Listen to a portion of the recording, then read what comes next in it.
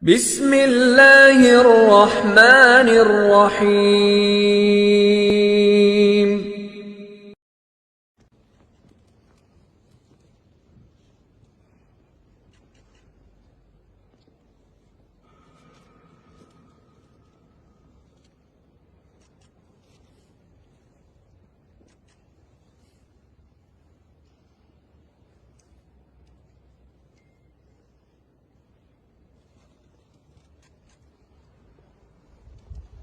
Allah turunkan firman-Nya, tidak pantas bagi seorang nabi dan tidak pantas bagi orang-orang beriman untuk mohon ampunan bagi orang-orang musyrikin, meskipun mereka adalah karib kerabat, setelah jelas bahwasanya mereka adalah penghuni neraka jahanam. Oleh karenanya hukum berlaku dalam Islam, tidak boleh kita mendoakan orang kafir dengan ampunan, dengan rahmat setelah mereka meninggal dunia. Tidak boleh, hukumnya haram. Ya. Tahu-tahu misalnya ada orang musyrik saudara kita meninggal, kita bilang semoga Allah ampuni dia. Tidak boleh. Semoga Allah merahmatinya. Tidak boleh. Kalau dia masih hidup, kita bisa doakan, ya Allah berilah petunjuk kepadanya. Kalau sudah meninggal, sudah selesai. Tidak boleh. Bahkan ada larangan. Nabi dilarang.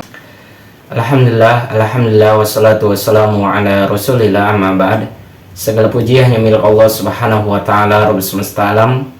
Salawat dan salam mudah-mudahan tercurah bagi junjungan kita Nabi Allah, Nabi Muhammad sallallahu alaihi wasallam. Kaum muslimin rahimani wa rahimakumullah. Bagaimana sih sikap seorang muslim ketika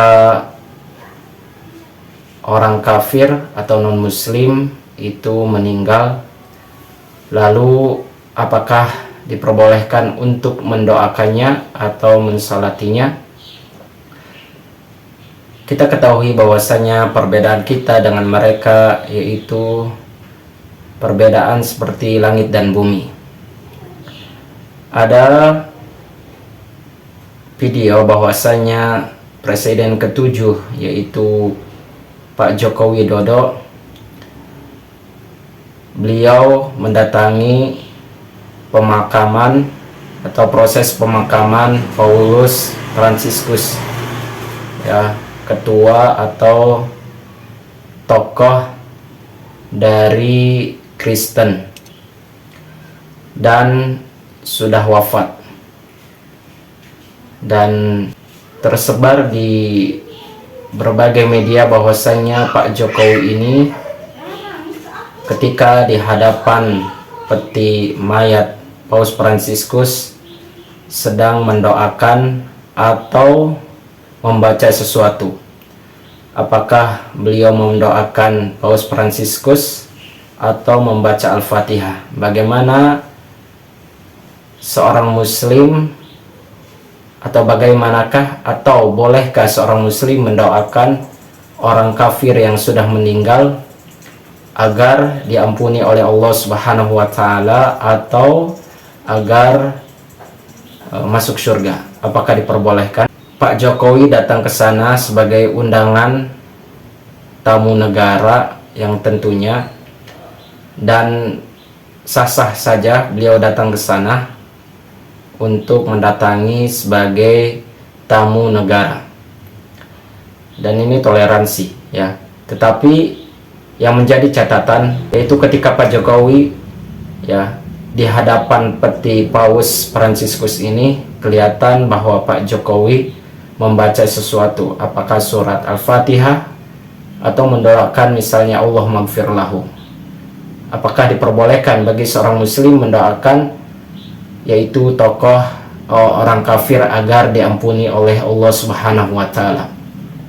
Imam Nawawi menerangkan dalam kitab Al-Majmu' juz 5 halaman 258, beliau berkata, wa ammas salatu 'alal kafiri wa du'a'u lahu bil maghfirah fa haramun bin nasil Quran wal ijma'.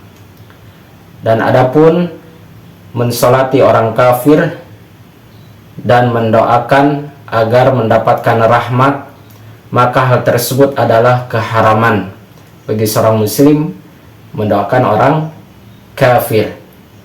Jadi sebagaimana yaitu nas Al-Quran dan ijma para sahabat atau ijma para ulama. Dan Di dalam Quran surat At-Taubah ayat 84, Allah Subhanahu wa taala berfirman, "Wala tusalli ala ahadin minhum mata abadan wala takum ala qabrih. Innahum kafaru billahi wa rasulihi wa matu wa hum fasikun." Dan janganlah engkau Muhammad melaksanakan salat untuk orang mati di antara mereka atau orang-orang munafik selama-lamanya, dan janganlah engkau berdiri mendoakan di atas kuburnya.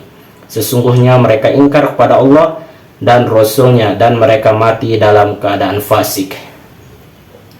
Jadi jelas, bagi seorang muslim tidak boleh mendoakan orang kafir yang sudah meninggal, apalagi agar mayat tersebut ya mendapatkan ampunan atau rahmat dari Allah Subhanahu wa taala. Di dalam ayat lain Allah Subhanahu wa taala berfirman dalam Quran surat Taubah ayat 113, Allah menegaskan, Bismillahirrahmanirrahim, "Ma kana lin-nabiyyi walladzina amanu an yastaghfiru lil musyrikin walau kanu uli qurba min ba'di ma tabayyana lahum annahum ashabul jahim."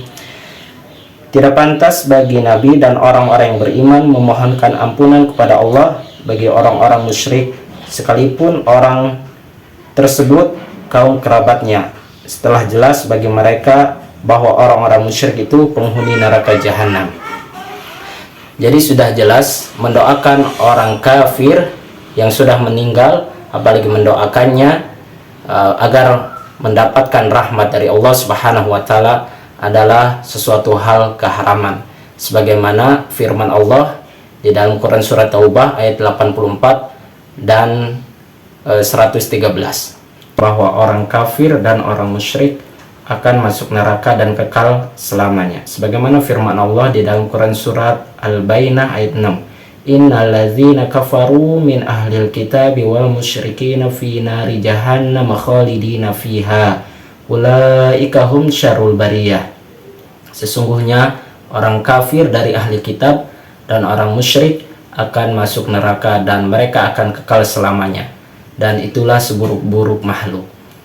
Kita mendoakan ketika mereka hidup, ya boleh-boleh saja agar mereka mendapatkan hidayah dari Allah Subhanahu wa taala. Tetapi ketika sudah meninggal, cukuplah kita diam, dan kita tidak boleh untuk mendoakan mereka agar mereka mendapatkan ampunan dan rahmat, karena sesungguhnya mereka sudah kafir kepada Allah dan Rasulnya.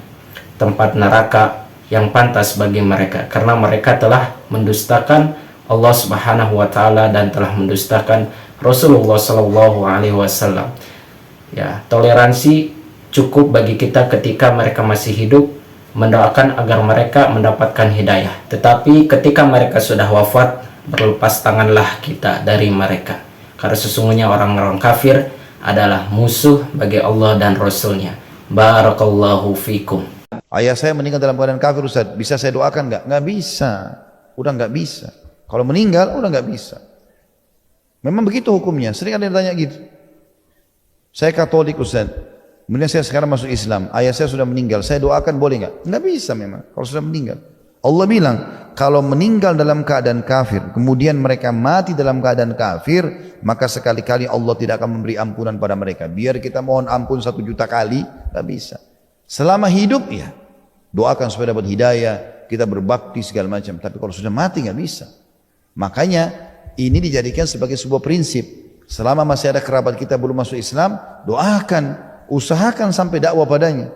Tidak usah pikirkan bagaimana dia menerimanya. Tugas kita menyampaikan. Ma'alaika indal balagh. Kenapa nggak masuk Islam? Alhamdulillahi Rabbil Alamin.